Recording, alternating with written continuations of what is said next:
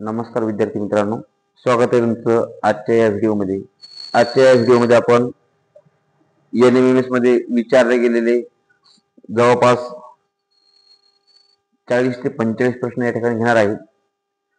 आता यामध्ये जे प्रश्न विचारले तर याचं आपण विश्लेषण आणि प्रश्न या ठिकाणी बघू. तर बघा, पहिला प्रश्न तुमच्या समोर मी ठेवलेला आहे. आता यामध्ये हा जो इतिहासचे जे प्रश्न असतात तर इतिहास जवळपास आपल्याला 15 मार्कासाठी विचारले जातं. आणि या ठिकाणी आपण मागील वर्षातले जे काही पेपर येतं त्याचा आपण त्यापैकी 2 ते 3 पेपर घेण्याचा या ठिकाणी प्रयत्न करणार आहोत. जवळपास 40-45 प्रश्न कव्हर करू. तर बघा, पहिला प्रश्न तुम्हाला, मोहम्मदन अँग्लो ओरिएंटल कॉलेजचे रूपांतर कोणत्या विद्यापीठात झाले?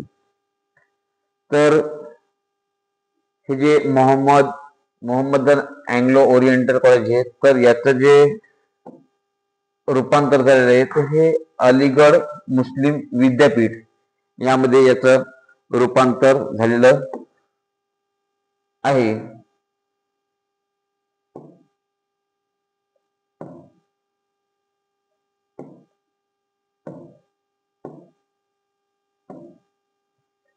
ओके, तर जे मोहम्मद अँग्लो ओरिएंटल हे जे कॉलेज आहे तर हे जे आहे ते बंगाल प्रांतामध्ये त्या ठिकाणी स्थापन करण्यात आलं होतं.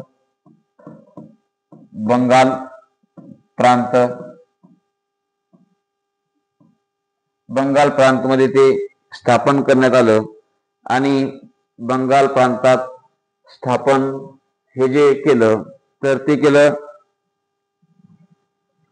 सर सय्यद अहमद खान यांनी त्या ठिकाणी, बंगाल प्रांतात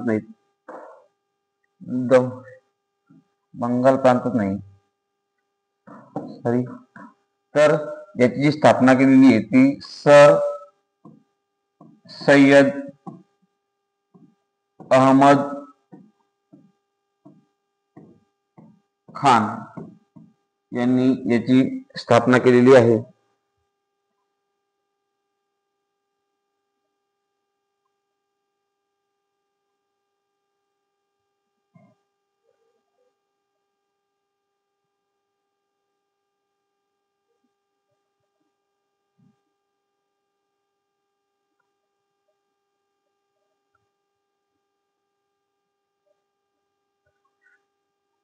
त्यानंतर जो पुढचा प्रश्न आहे, भारतीय चित्रपट सृष्टीची मुहूर्तमेढ दादासाहेब फाळकेंनी रिकाम्या जागामध्ये रोवली. तुम्हाला 10 सेकंद देतो. 10 सेकंदामध्ये तुम्ही हे सोडवायचं.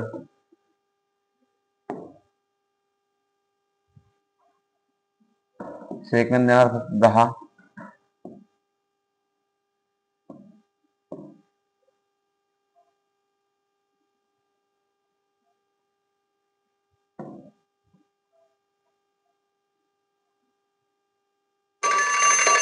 ओके, तर बघा, ही जी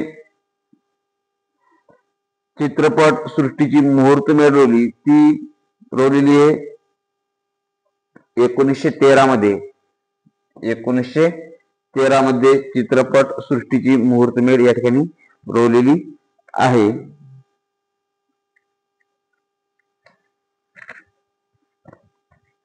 त्यानंतर जो पुढचा प्रश्न आहे तो आहे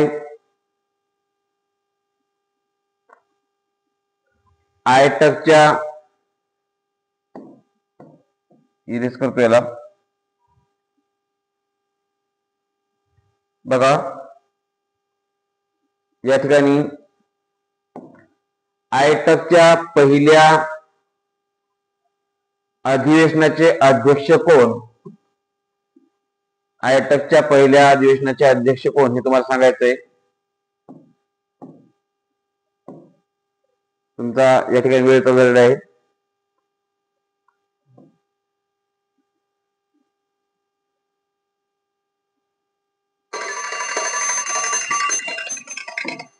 ओके, तर या ठिकाणी आयटकच्या पहिल्या अधिवेशनाचे जे अध्यक्ष आहेत ते आहेत लाला लजपत राय.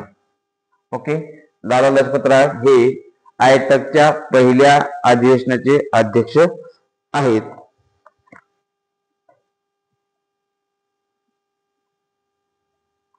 तर हे जे आयटक आहे, या आयटकची स्थापना आहे ती झालेली 1920 मध्ये. 1920 मध्ये त्याची स्थापना झाली आहे. आणि याचं जे नाव आहे ते all India trade union Congress असं याचं नाव आहे. त्यानंतर आपण पुढील प्रश्नाकडे जाऊ. पुढचा जो प्रश्न तुमच्या समोर या ठिकाणी बघा,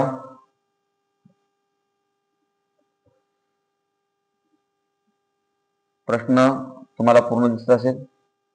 ओके, बघा, खालीलपैकी पोर्तुगालच्या अंमलाखाली असलेला पर्याय लिहा. अर्थात पोर्तुगालमध्ये म्हणजे पोर्तुगालच्या अंमलाखाली असलेला पर्याय लिहायचा. तर या ठिकाणी दमण हे ठिकाण पोर्तुगालच्या अंमलाखाली होतं आणि बाकीचे जे ठिकाण आहेत हे फ्रेंच या लोकांच्या अंमलाखाली या ठिकाणी होते.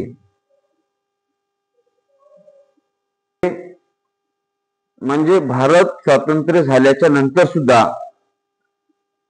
चंद्रनगर, पदुच्चेरी, कारिकल, माहे व यानम हे जेवढे ठिकाण आहेत हे फ्रेंच लोकांच्या ताब्यात होते, आधिपत्यामध्ये होते. त्याच्यानंतर आपला जो पुढील प्रश्न आहे, पुढील प्रश्न तुमच्या समोर, चित्रांमध्ये दाखवलेली व्यक्ती खालीलपैकी कोणत्या घटनेशी जगप्रसिद्ध आहे. तर हे जे आहेत तर यांचं नाव या ठिकाणी तुम्हाला जवळपास सर्वांना माहितच आहे. हे जगप्रसिद्ध चित्रकार आहेत, यांचं नाव आहे Leonardo the Vinci. Leonardo the Vinci असं यांचं नाव आहे. आणि यांच्या ज्या कलाकृती येतात त्या अजरामर राहिलेल्या येतात. त्यांच्या ज्या कलाकृती येतात त्या द लास्ट सफर आणि मोनालिसा, म्हणजे द लास्ट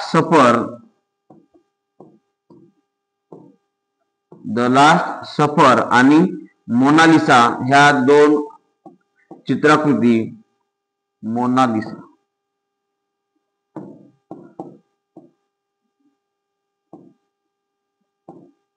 मोनालिसा ह्या दोन चित्रकृती त्यांच्या अजरामर राहिलेल्या आहेत. ओके, तर बघून घ्या, या व्यक्तीचं चित्र दिलेलं आहे आणि तुम्हाला विचारलं की पुढील व्यक्ती कोणत्या घटनेशी जगप्रसिद्ध आहे. आता छपाई यंत्राचा शोध तुम्हाला माहिती आहे, जॉन गुटेनबर्ग यांनी लावलेला आहे. जवळपास 1450 मध्ये या छपाई यंत्राचा शोध लागला. 1450 मध्ये. आणि जॉन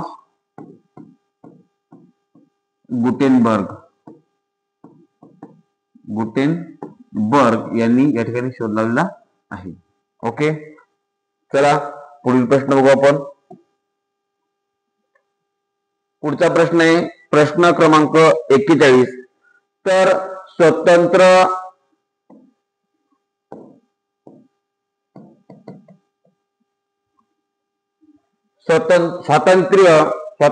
भारतात मराठवाड्यांचा समावेश कोणत्या साली झाला. तर भारत स्वातंत्र्य झाल्याच्या नंतर 1948 मध्ये हे जे मराठवाडा आहे हे मराठवाडा आपल्या स्वतंत्र भारतामध्ये त्यांचा समावेश करण्यात आलेला आहे. त्यानंतर पुढचा जो प्रश्न आहे बघा, पुढचा प्रश्न तुमच्या समोर आहे. तर पुढील घटनांचा योग्य कालानुक्रम असलेला पर्याय लिहायचा. कालानुक्रम लिहायच्या घटना, कोणती घटना कधी घडलेली आहे. तर पहा, लोकमान्य टिळकांनी भाषावर प्रांतरचनेची मागणी केली, तर ती केलेली आहे 1915 मध्ये. 1915 मध्ये याची मागणी केलेली आहे. त्याच्यानंतर इंग्रज सरकारला बंगालची फाळणी रद्द करावी लागली, तर ती फाळणी जी रद्द झाली ती झाली 1911 मध्ये. 1911 मध्ये. आता बंगालची फाळणी झाली कधी, तर फाळणी झाली 1905 मध्ये. 1905 मध्ये. आणि कर्जन यांनी ती केलेली आहे. लॉर्ड कर्जनने केलेली आहे. Lord Curzon. त्यानंतर पुढचं आहे राज्य पुनर्रचना आयोग स्थापना. तर याची जी स्थापना झालेली आहे तर 29 डिसेंबर 1953.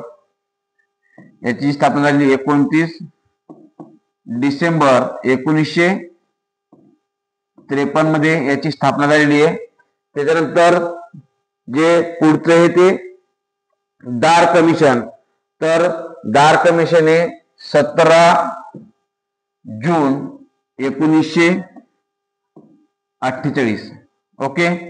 तर या ठिकाणी पहा सर्व इसवी सन तुमच्या समोर लिहिलेले आहेत. आता या ठिकाणी मला सांगा कोणती घटना म्हणजे कालानुक्रम आहे, पहिली घटना कोणती येईल.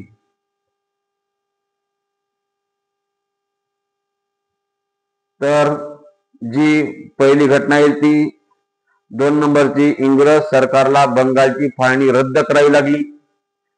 म्हणजे 2 नंबर पाहिजेत. मग या ठिकाणी 2 नंबर कुठे आहे आपल्याला, तर पर्याय क्रमांक 1 मध्ये 2. त्याच्यानंतर 1 नंबरची घटना, लोकमान्य टिळकांनी भाषावर प्रांतरचनेची मागणी केली 1915 मध्ये. त्याच्यानंतर जी घटना आहे 4 नंबरची, दार कमिशनची स्थापना. तर 17 जून 1948 मध्ये दार कमिशनची स्थापना झाली. राज्य पुनर्रचना आयोगाची स्थापना झाली 29 डिसेंबर 1953. आणि जी बंगालची फाळणी झालेली आहे ती 1905 मध्ये लॉर्ड कर्जन यांनी या ठिकाणी बंगालची फाळणी केलेली आहे. ओके. चला तर पुढच्या प्रश्नाकडे जाऊ आपण. पुढचा प्रश्न तुमच्या समोर आहे बघा. प्रश्न आहे, नेहरू अहवालाच्या प्रस्तावाशी संबंधित खालील पर्याय दिले आहेत, त्यात चुकीचा पर्याय क्रमांक ओळखून लिहा. तर या ठिकाणी प्रौढ मतदान पद्धती लागू करावी, बरोबर आहे. जबाबदार राज्य पद्धती द्यावी, नाही, हेच चुकीचं आहे. आपल्याला चुकीचं ओळखा सांगितलं म्हणजे आपलं उत्तर आलं, हेच उत्तर आहे आपलं. तर हेच चुकीचं, जबाबदार राज्य पद्धती द्यावी. नेहरू अहवालामध्ये काय काय होतं, तर प्रौढ मतदार पद्धती लागू करावी, भारतीयांना मूलभूत नागरी हक्क द्यावेत, त्यानंतर भाषांवर प्रांतरचना करावी, आताच मागील प्रश्न बघितला आपण. आणि अजून एक गोष्ट होती त्यामध्ये की भारतामध्ये वसाहतीचे स्वराज्य स्थापन करावे.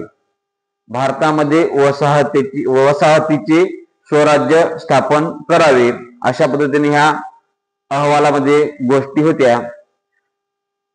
तर या ठिकाणी आपण पुढील प्रश्न बघू. तर आपल्याला चुकीचं ओळखलं, विचारावं. बघा आपल्याला विचारलं काय, तर चुकीचा पर्याय सांगितला, बरोबर आहे. मग चुकीचा म्हटल्याच्या नंतर हे चुकीचं आहे, बाकी सर्व आपलं बरोबर आहे. म्हणजे हे सुद्धा बरोबर आहे, हे सुद्धा बरोबर आहे, हे सुद्धा बरोबर आहे, हेच आपलं चुकीचं आहे, हेच आपलं काय आहे उत्तर आहे, चुकीचं विचारलं म्हणून. ओके. पुढील प्रश्न तुमच्यासाठी बघा. पुढचा प्रश्न काय आहे, नेक्स्ट. खालीलपैकी कोणत्या सत्याग्रहाच्या वेळी ब्रिटिश सरकारने लष्करी कायदा जारी केला. तर आता सोलापूरचा सत्याग्रह. तर सोलापूरचा सत्याग्रह कधी झाला, तर 6 मे